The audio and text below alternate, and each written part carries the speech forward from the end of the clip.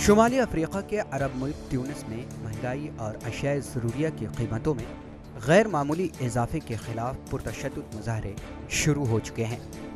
एहतजाज में शिद्दत उस वक्त पैदा हुई जब एक सहाफ़ी ने एहतजाजन अपने आप को आग के हवाले कर दिया, जिसके बाद उनकी मौत हो गई। ट्यूनिस के कसरीन शहर से ताल्लुक़ रखने वाले सहाफ़ी अब्दुर्रज़्ज़ाक़ ज़रग़ी ने एक वीडियो सोशल मीडिया पर पोस्ट किया, जिसमें वो बेरोज़गारी का तज़किरा करते हुए मायूसी जाहिर की और अपने आप को आग के हवाले कर दिया। उनका कहना था कि बहार अरब से नौजवानों को कोई फ़ायदा हासिल नहीं हुआ, जिसके बाद मुल्क के मुख्तलिफ शहरों में एहतजाजी मुजाहरे शुरू हो गए। एहतजाजी मुजाहरों के दौरान पुरतशद्दुद वाक़यात भी पेश आए, जिसके नतीजे में मुतअद्दिद ज़ख्मी हो गए।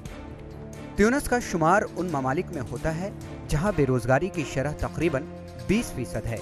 इसके अलावा गुर्बत भी इस मुल्क के सबसे बड़े मसाइल में से एक है, जिससे नौजवान तबका मायूसी का शिकार है।